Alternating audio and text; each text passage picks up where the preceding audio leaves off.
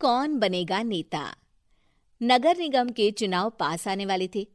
पूरे कानपुर शहर में टिकट को लेकर मारामारी शुरू थी, लेकिन सबसे ज्यादा चर्चा में वार्ड नंबर 40 की सीट थी।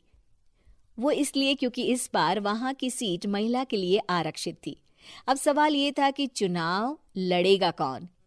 इससे पहले ठाकुर साहब वहां से पार्षद थे और इस बार उन्होंने अपनी पत्नी सीमा ठाकुर को टिकट दिलवाई और ठाकुर साहब की शान के कारण सीमा जी ने 20,000 वोटों से चुनाव जीत लिया।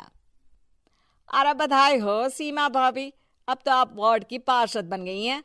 अब तो हमारे काम आप ही करवाएंगी। अरे ये तो सिर्फ नाम की पार्षद बनी है, वो तो महिला सीट आ गई, वरना पार्षद तो मुझे ही बनना था। अब भले ही चेहरा इसका होगा, लेकिन पावर तो मेरी ही होगी। अरे वाह भाई साहब, क्या दिमाग लगाया है आपने भी। आइए आप लोग, खाना लगा दिया है सबके लिए। सीमा जी पार्षद बन चुकी थीं, फिर भी उनकी एक ना चलती। सारे काम ठाकुर साहब खुद ही संभाल लेते और जहां जरूरत पड़ती वहां सीमा जी का अंगूठा लगवा लेते। सीमा जी ज्यादा पढ़ी लिखी भी नहीं थी। एक दिन ठाकुर साहब और सीमा एक प्रोग्राम में जाते हैं। अरे ठाकुर साहब, आप आ गए। ओहो, पार्षद मैडम भी आ गई हैं। स्वागत है आप दोनों का। लगता है हमारे पार्षद फंड का सही इस्तेमाल हो रहा है। चलिए अब उद्घाटन करते हैं।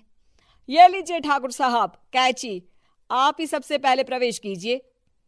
सब लोग आगे निकल जाते हैं और सीमा जी पार्षद होने के बावजूद भी पीछे खड़ी रह जाती हैं।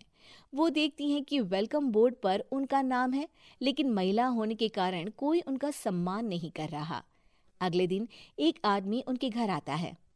अरे ठाकुर साहब नमस्कार। कल ना हम नोटिस किए कि हमारा घर तो अवैध है और नगर निगम वाले उसे तोड़ने आ रहे हैं। अरे कुछ कीजिए ना ठाकुर साहब। देखो भाई, मैं तो ज्यादा कुछ कर नहीं सकता, पर अगर तुम सबकी जेब गर्म कर दो तो कुछ हो सकता है। कुल मिलाकर 4 लाख लगेंगे। अरे 4 लाख ठाकुर साहब? अरे भाई, मैं अपने लिए नहीं मांग रहा हूँ।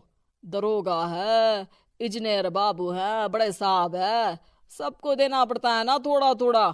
बोलो है मंजूर? तभी वहां अचानक सीमा जी आ जाती हैं।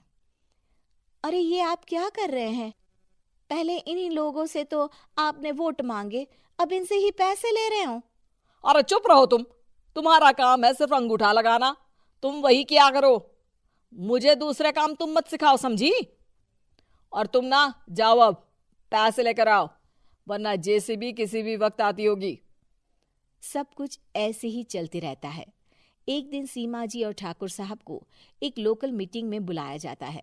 वहां पर कई और अधिकारी लोग भी मौजूद रहते हैं।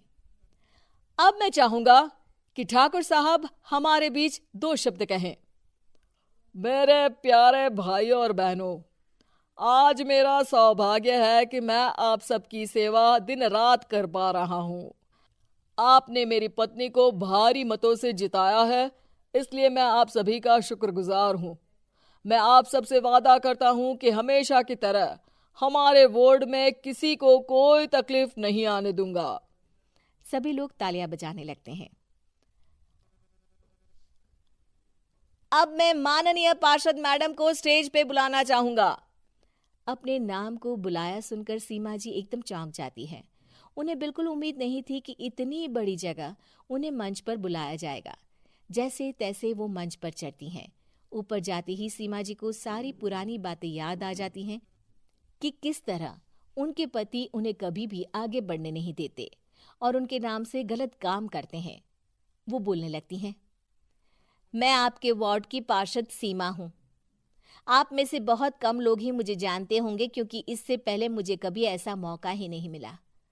सारे मौके मेरे पार्षद पति यानी आपके ठाकुर साहब ही लेते रहे, लेकिन आज ये मौका मुझे मिला है तो मैं इसे ऐसे ही नहीं जाने दूंगी।